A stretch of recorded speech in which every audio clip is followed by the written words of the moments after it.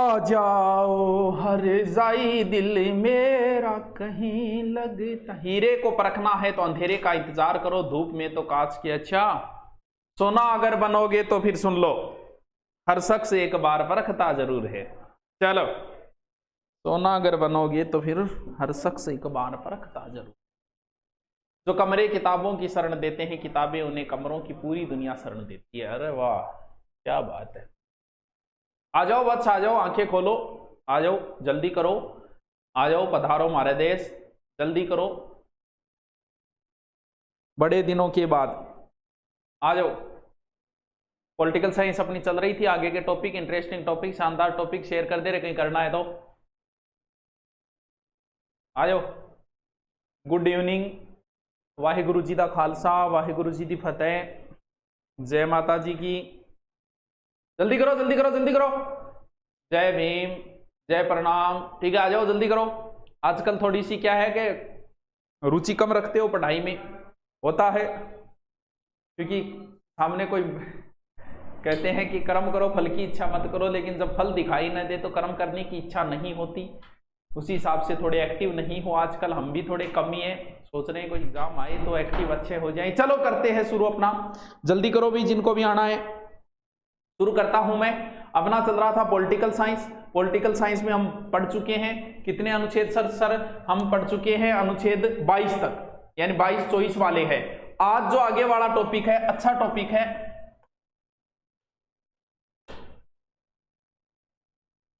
आज जो है उसका नाम है, क्या है रे, चलानों को सीखांगा, शोषण के विरुद्ध अधिकार। शोषण के विरुद्ध अधिकार, यानी अपने मूल अधिकार चल रहे थे, शोषण के विरुद्ध जो अधिकार है वो 23-24 में शोषण है, यानी 23-24 साल में शोषण है। 23-24 के अंदर शोषण के विरुद्ध। इनका ट्रिक तो मैं पहले बता चुका हूं, लास्ट में दोबारा बता दूंगा। शोषण के विरुद्ध अधिकार, शोषण के विरुद्ध अधिकार, शोषण के विरुद्ध अधिकार, समानता, स्वतंत्रता, शोषण। 23-24 आ गए क्या सारे? आ जाओ, आ जाओ, आ जाओ, जाओ। नोट्स लिखवाना सर आज। अरे यार, मूल अधिकार के शुरू से नहीं लिखा है तो मूल अधिकार को छोड़ के आगे वाला लिखाना शुरू कर दूंगा, ठीक है? चलो देखो, शोषण के विरुद्ध अधिकार, शोषण का मतलब 23-24। अब देखो अनुच्छेद 23, अनुच्छेद 23, अनुच्छेद 23 ए, इसमें क्या है? मानव दुर्व्यवहार, मानव दुर्व्यापार, बेगार, बलात्सरम निषिद्ध है। मतलब क्या गुरुजीत है, आप बताओ। नहीं, छुआछूत के बाद सबसे ज्यादा दंडनीय अगर कोई है तो वो अनुच्छेद 23 है। अस्पृश्यता का 17 के बाद सबसे कानूनन अगर मजबूत कोई है तो वो है ये, यानी इसके अंदर मानव दुर्व्यापार। सर मानव दुर्व्यापार में कौन कौन से आते हैं? देखो मानव दुर्व्यापार में कौन कौन सी चीजें आवे, देखो नंबर 1 दास प्रथा। चलो मैं आपको हटके एक क्वेश्चन पूछता हूं, बताइए अकबर ने दास प्रथा कब बंद की थी? इतने में सारे बच्चे आ जाते हैं। बताइए अकबर ने दास प्रथा कब बंद की थी?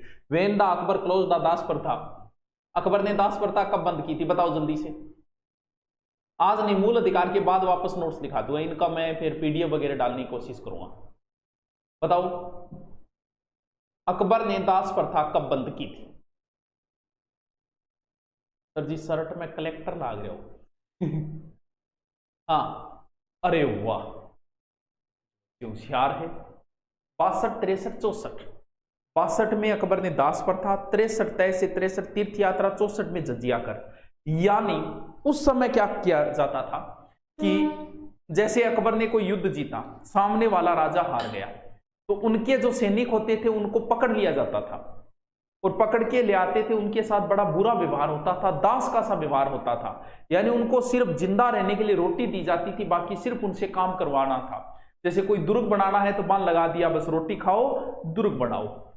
ये होता था बलात्सरम, यानी दास प्रथा। जैसे हमारे यहाँ कई बार बोले निहाड़ी, आज भी बहुत सी जगह ये प्रथा प्रचलन में आज भी, यानी कोई कर्जो ले लियो 50,000 कर्जो नहीं चुका पाए तो बोलते तेरे बेटा ने भेज दे, हमारा घरे काम करेगा, हाड़ी रहेगा, रोटी खुआऊंगा, बस जीवता रहने खातिर तो ही काम कराऊंगा। वो दास प्रथा है। तो वो दास प्रथा जो है वो इसी मानव दुर्व्यापार में। नंबर 2, बेगार प्लस बलात्श्रम। बलात्कार तो होता है जबरदस्ती, किसी से जबरदस्ती काम करवाना। नंबर 3, मनुष्यों की वस्तुओं की तरह आयात निर्यात। सर दोबारा बताओ इसको, देखो मैं दोबारा इसको डिटेल से बताता हूं, एक शब्द और लिख देता हूं। स्त्रियों व बच्चों का अनैतिक व्यापार। टावरो ए जका कई जका एजेंट बन रहे है नहीं, 50,000 में लियावे बिनू अठ बेचे, कुआरानो जो कुआरपणों दूर करे, बीननिया लिया दे 50,000 30,000। वह जब फंसे नहीं, वह इन अनुच्छेद में फंसे, क्योंकि वो एक प्रकार का व्यापार है। 50,000 में थान बीननी लिया बेच के दे, वो व्यापार होता है। वह बीननी समझ गई नहीं तो केस ठोकता ही इसी के अंदर आएगा, वो अनुच्छेद 23 के अंदर। यानी एक तरीके से मनुष्यों का, स्त्रियों बच्चों का आप व्यापार नहीं कर सकते, किसी को बेच नहीं सकते। ये कोई बेचने की चीज नहीं है। माना कि वह समाज सेवा कर रहे हैं, लेकिन वो गलत समाज सेवा है वो एक तरीके की, तो वो आता है इसी के अंदर। और बंधुआ मजदूरी, बंधुआ मजदूरी यानी मैं था ना कहती हूँ, कई बार कह रहे मेरो एग्रीमेंट हो किमी गवर्नमेंट एग्रीमेंट होगा, मैं 1 साल खातर एग्रीमेंट कर रहा कि अठे पढ़ाऊंगा, ये तो बंधुआ मजदूरी हो गई भाई। यानी मैं ये नहीं कह सकता कि आपको मेरे यहां ही काम करना पड़ेगा, ये तो बंधुआ मजदूरी हो गई। तो वो बंधुआ मजदूरी भी किस में आएगी, इसी के अंदर आएगी। यानी ये चीजें आती है किसके अंदर, मानव दुर्व्यापार के अंदर आती है। मंजिलो हाँ चले ठीक, नेक्स्ट चलते। अब इसके सर इसके विरुद्ध क्या कानून बने, देखो अनुच्छेद जो 23 है, 23 में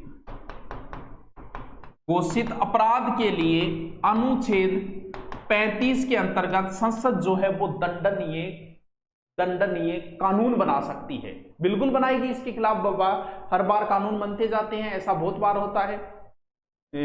आपने देखा होगा कई बार कहते हैं ना, यहां से इतने बच्चों को छुड़वाया गया, यहां से इतनी महिलाओं को छुड़वाया गया, तो वो इसी के अंदर आता है। शिक्षा नगरी कोटा से परिणाम कोटा। सर बंधुआ प्रधान मूल्य अधिनियम बना है क्या, बिल्कुल बना है, 1976 में बना है।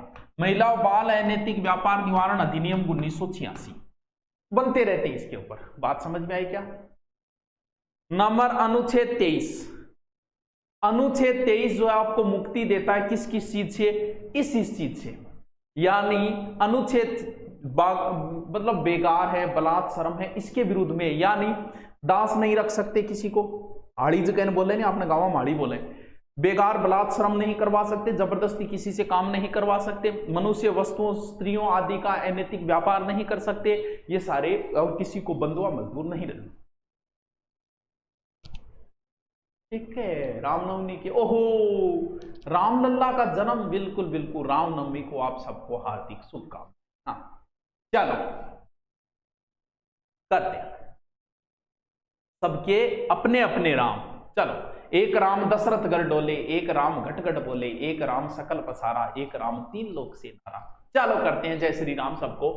अनुच्छेद, अब एक आपको पता है कई जेल में भी रुपया कमाओ है, जेल में रुपया कमा, हाँ जेल में अगर किसी भी जेल कैदी से काम करवाया जाता है तो उसको पैसा देना पड़ेगा, मेहनताना देना पड़ेगा।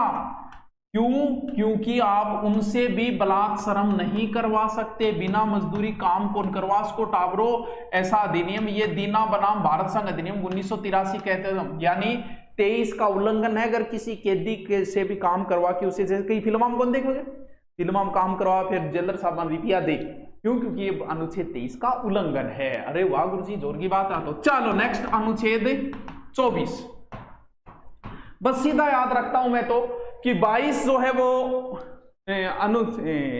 अनुच्छेद 22 तो 24 से संबंधित है, यानी 24 घंटे से ज्यादा नहीं रख सकते, वो नहीं। अनुच्छेद 24 14 वाला है, अनुच्छेद 24 14 वाला है क्या?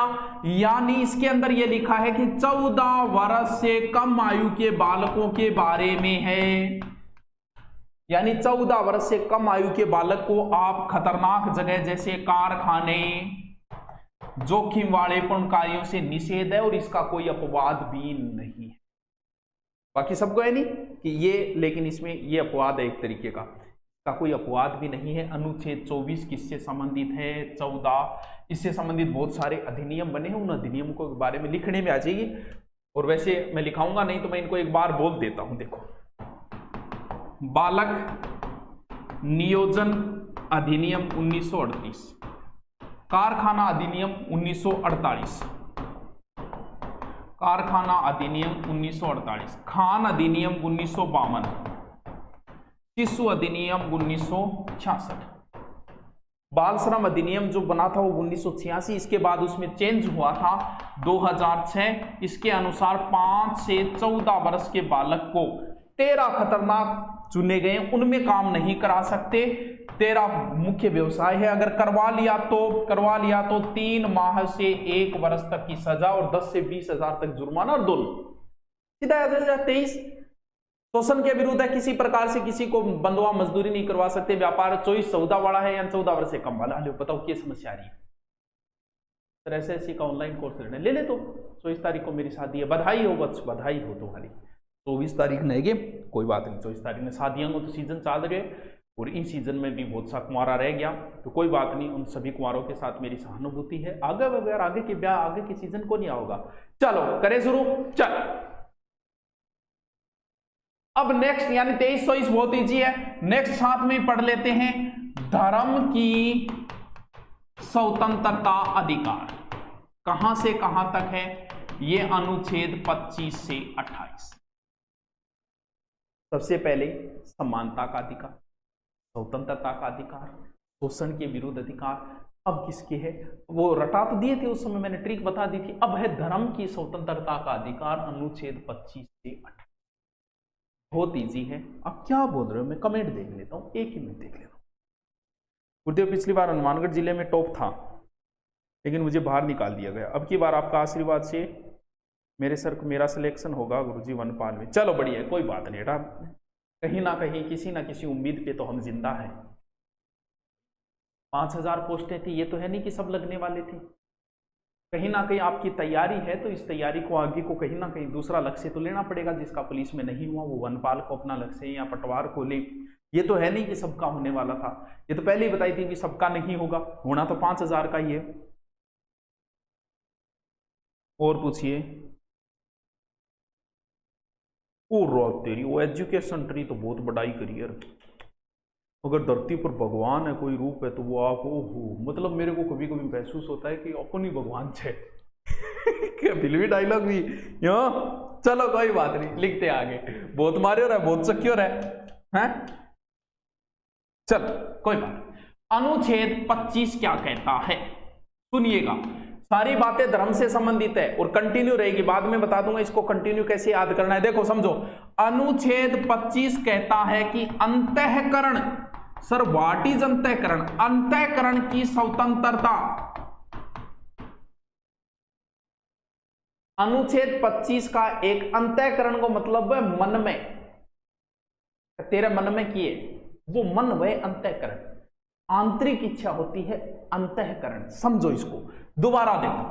25(1) कहता है कि अंतःकरण की स्वतंत्रता, यानी धर्म को, यानी आपका जो भी धर्म है, धर्म को अबाध रूप से मानना, आचरण करना की स्वतंत्रता दी गई है। सर दोबारा थोड़ा डिटेल बताओ।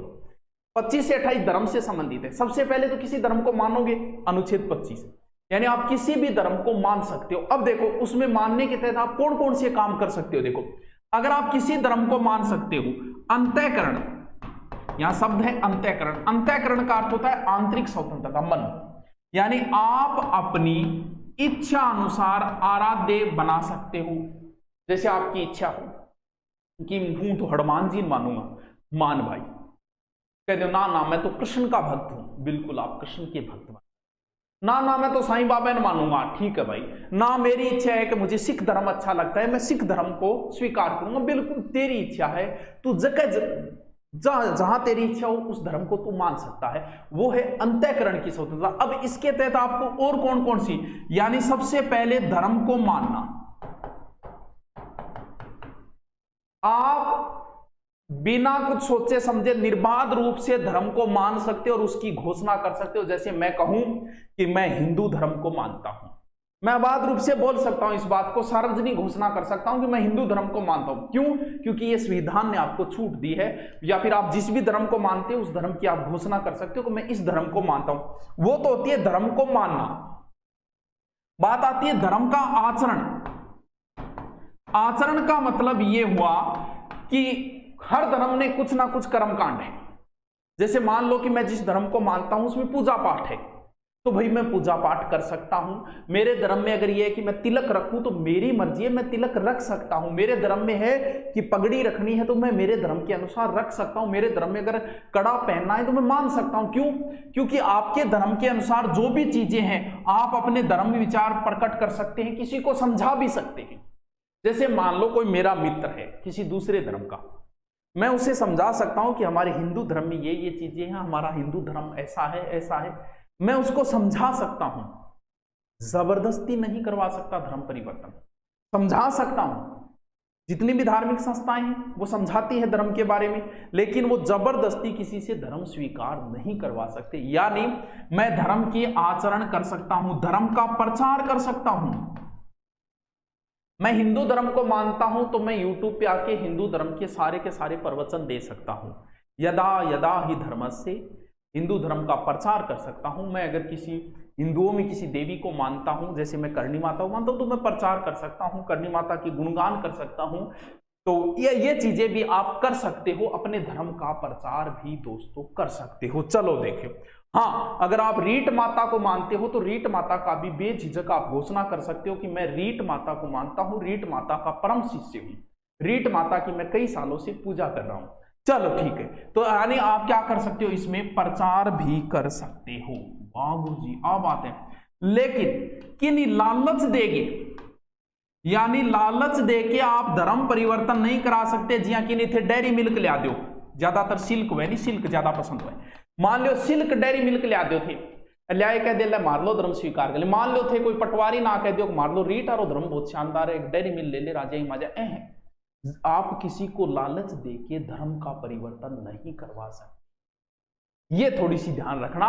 बाकी आप निर्बाध रूप से कुछ भी, लेकिन राज्य की ओर से धार्मिक स्वतंत्रता पर भी रोक लग सकती है। किस आधार पे? देखिए, लोक व्यवस्था, बिल्कुल भाई जनता परेशान नहीं होनी चाहिए। नंबर 2 सदाचार, नंबर 3 स्वास्थ्य। देखो, कुछ चीजों पे रोक लगाई गई। जैसे मैंने कहा कि आप कर्मकांड कर सकते हो। अपने कापालिक संप्रदाय है, कुछ संप्रदाय है जिनमें पहले मानव की खोपड़ी लटकाते थे। यहाँ बहुत सारे ऐसे जोगी, मतलब जोगी नहीं, जो शमशानों में रहा करते थे भक्त, शमशान में किसी व्यक्ति मर गई, उसकी खोपड़ी के अंदर जलपान किया करते थे। नरमुंड लटकाया रखता, यानी गले के अंदर नरमुंड लटकाया रखता। ये चीजें बंद कर दी गई क्योंकि ये सही नहीं है। सदाचार को देखते हुए इन चीजों पे रोक है। 1983 में लगी थी और बड़ा बड़ा हथियार ले गए और थे जुलूस को निकास को, इस पर भी रोक लगा दी गई है। इसमें यानी इन आधारों पे आपके धर्म पे। अब बात यहां पर कई बार हिंदू धर्म की बात आती है, तो ध्यान रहे, हिंदू धर्म से ही तो बौद्ध धर्म निकला है, हिंदू धर्म से ही जैन धर्म निकला है, हिंदू धर्म से ही सिख धर्म निकला है। यानी ये तीनों भी हिंदू धर्म के अंदर ही माने गए हैं, संविधान के अंदर। यानी हिंदू धर्म में खुद हिंदू आ गए, जैन भी हिंदू धर्म में माने गए हैं, बौद्ध भी हिंदू धर्म में माने गए हैं और सिख भी हिंदू धर्म के अंदर ही माने गए। अब एक प्रश्न जो बड़ा इंपॉर्टेंट है, उसको रट्टा लगा लेना कि अगर आपसे पूछ ले कि सिख जो है वो कृपाण का धारण करते हैं, सिख जो है वो अपने पास क्या रखते हैं, कृपाण रखते हैं, कच्छा कंगा केस कटार कृपाण, जो 5 चीजें दी थी गुरु गोविंद सिंह जी ने, उनमें से एक कृपाण है। अब आप और हम तो नहीं रख सकते, यानी हथियारों के साथ जुलूस वगैरह ये, लेकिन सिखों को किस अनुच्छेद के तहत कृपाण रखने का अधिकार है? तो याद रखना अनुच्छेद 25, अनुच्छेद 25 बड़ा इंपॉर्टेंट क्वेश्चन है। सिखों को किस अनुच्छेद के तहत कृपाण रखने का अधिकार है? अनुच्छेद 25। अरे क्या कह दूं सर, आप बहुत अच्छा पढ़ाते हो, मैं बस एक बार आपकी कृपा से जॉब लग जाऊं, फिर मैं दंगा कर दूंगी। सर आपकी पोल्ट्री क्लास दुनिया पर अपलोड हो गया। ए बावड़ी चंगा दंगा करावे तू। सर मेरी जबरदस्ती शादी करा रहे, बचाओ मुझे प्लीज बचाओ। अच्छा हाँ जबरदस्ती कौन करा रहे है? लोग तो हो रही को नहीं जबरदस्ती होने लाग रही है। अच्छा इतना बड़ा आदमी है तू कर ले, छोरी मिलने लाग रही है। गुरजीत का कमेंट पढ़ लिया, मारो एक ही नाम ले लियो, थारो नाम लियांगा। चलो नेक्स्ट चलते हैं। ओके चलो इतनी दूर कमेंट के जल्दी चले, मोबाइल में रोक के देखिए और की। चलो नेक्स्ट अनुच्छेद 26 यानी अनुच्छेद 25 कहता है आप किसी भी धर्म को मान सकते हो। अनुच्छेद 26 क्या कहता है? अनुच्छेद 26 ये कहता है कि धार्मिक कार्यों प्रबंधन की स्वतंत्रता, धार्मिक कार्यों में प्रबंधन की स्वतंत्रता। अब समझो इस चीज को। सबसे पहले धार्मिक स्वतंत्रता 25 से 28, सबसे पहले आप किसी धर्म को मानोगे, जैसे मैं हिंदू धर्म को मानता हूं। अब इस हिंदू धर्म के लिए कोई ना कोई व्यवस्था तो करूंगा मैं इसके प्रचार के लिए जो भी, यानी कहता है कि धार्मिक कार्यों में प्रबंधन की स्वतंत्रता, लेकिन व्यक्ति नहीं कर सकता, संस्था कर सकती। इस चीज की ध्यान रखना, यानी इस अनुच्छेद में यह कहा है यह स्वतंत्रता व्यक्ति के लिए नहीं है, धार्मिक संप्रदायों के लिए। जैसे रामकृष्ण मिशन अगर करे, वो एक संप्रदाय है, संप्रदाय बनाता व्यक्ति है। जैसे मैं कोई नया संप्रदाय बना दूं तो वो संप्रदाय का व्यक्ति कर सकता है, व्यक्ति विशेष नहीं कर सकता कि इस संस्था के तहत ये कार्य हो रहा है। यानी धार्मिक कार्यों में प्रबंधन की, यानी ये अधिकार व्यक्ति को नहीं है, संस्था को है। समझ गई? ठीक है गुरुजी, अब बात हमारे समझ में आ गई। आगे चले। अब अगर संसद कोई चीज बनाई है, जैसे संसद ने बनाई है, जैसे अलीगढ़ मुस्लिम यूनिवर्सिटी है, अलीगढ़ मुस्लिम यूनिवर्सिटी, यह यूनिवर्सिटी कोई धार्मिक कार्य नहीं कर सकती। संसद द्वारा बनाई गई अगर कोई है तो वो नहीं कर सकती। मेरे द्वारा बनाई गई कोई भी संस्था हो मैं कर सकता हूं। जैसे मान लो कि मैं कोई संप्रदाय अलग से बना लूं, करणी माता संप्रदाय, उसके तहत मैं धार्मिक कार्य करा, बनाएगा तो व्यक्ति, संस्था, सीधी सी बात है। संस्थाएं जितनी व्यक्ति बनाएगा, रामकृष्ण मिशन है तो किसी व्यक्ति ने स्थापना की है। लेकिन अगर संसद ऐसी कोई चीज बनाता है वो नहीं कर सकती, जैसे मुस्लिम यूनिवर्सिटी है वो नहीं कर सकती ऐसा कोई कार्य। अच्छा गुरुजी आ बात है, हाँ मुना आ बात है। चलो बात समझ में आई। अनुच्छेद 25 26 बहुत ईजी है। 25 में किसी धर्म को मान सकते हो, कंटिन्यू चलेगी। सर कृपाण क्या है?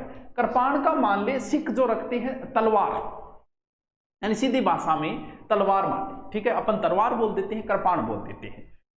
तो कृपाण वो जी जो सिखों को 5 चीजें गुरु गोविंद सिंह जी ने दी थी ना, तो वो उनमें से एक थी। 5 चीजें तो कच्छा कंगा केस कटार कृपाण, कच्छा कंगा केस कटार कृपाण, ये तो है। हाँ उनमें से एक है कृपाण, ठीक है, कृपाण तलवार को बोलते हैं।